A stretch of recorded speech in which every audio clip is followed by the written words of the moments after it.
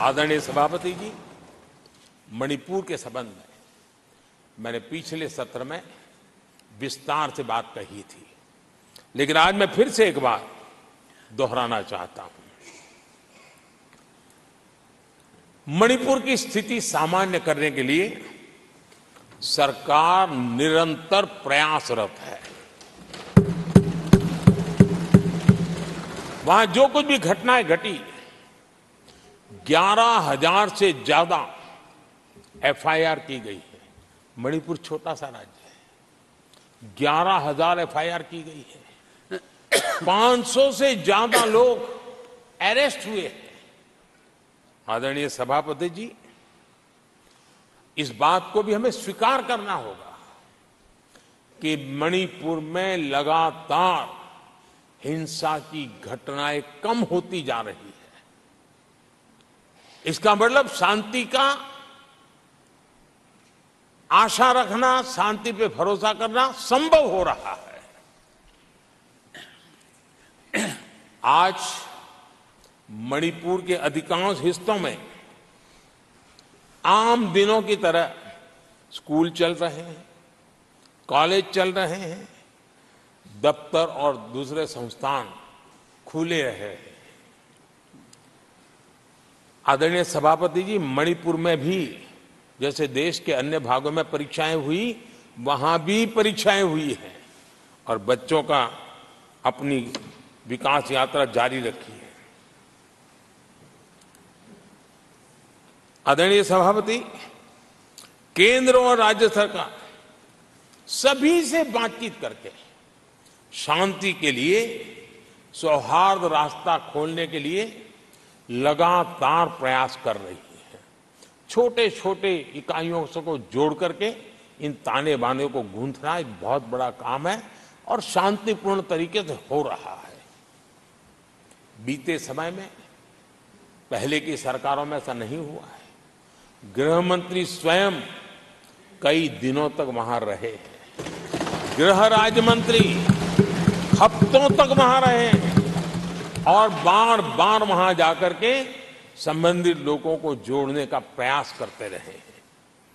आदरणीय सभापति जी, political leadership तो है ही, लेकिन सरकार के सभी वरिष्ठ अधिकारी जिसका जिसका इन काम से संबंध है, वे लगातार वहां फिजिकल जाते हैं, लगातार वहां संपर्क में रहते हैं और समस्या के समाधान के लिए हर प्रकार से प्रयासों को बल दिया जा रहा है।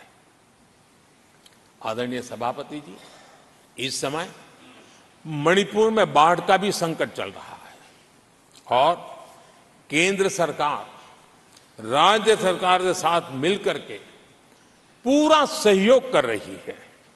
आज ही एनडीआरएफ की 2 टीमें वहां पहुंची है, यानी कि प्राकृतिक मुसीबत में भी केंद्र और राज्य मिलकर के मणिपुर की चिंता कर रहे हैं। आदरणीय सभापति जी, हम सभी को राजनीति से ऊपर उठ करके वहां की स्थिति को सामान्य बनाने में सहयोग करना चाहिए। ये हम सबका कर्तव्य है। आदरणीय सभापति जी, जो भी तत्व मणिपुर की आग में घी डालने की कोशिश कर रहे हैं, मैं उनसे आगाह करता हूं कि ये हरकतें बंद करें। एक समय आएगा मणिपुर ही उनको रिजेक्ट करने वाला है, ऐसे लोगों को। आदरणीय सभापति जी, जो लोग मणिपुर के इतिहास को जानते हैं, मणिपुर की घटनाक्रम को जानते हैं, उनको पता है कि वहां का सामाजिक संघर्ष का एक लंबा इतिहास रहा है। उस संघर्ष की मानसिकता की जड़ें बहुत गहरी हैं, इसको कोई नकार नहीं सकता है। और कांग्रेस के लोग ये न भूले कि मणिपुर में इन्हीं कारणों से 10 बार राष्ट्रपति शासन लगाना पड़ा है।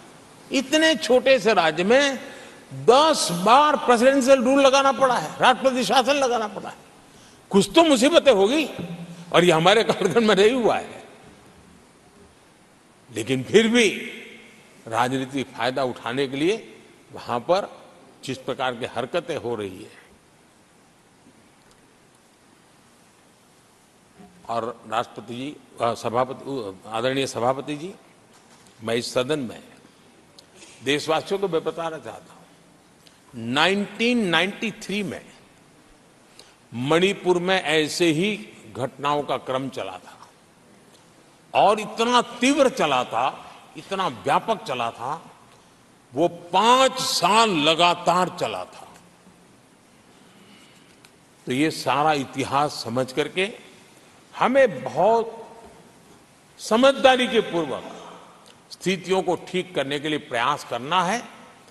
जो भी इसमें सहयोग देना चाहते हैं, हर एक का सहयोग भी हम लेना चाहते हैं, लेकिन हम सामान्य स्थिति को बरकरार रखने में, शांति लाने में भरपूर प्रयास कर रहे हैं।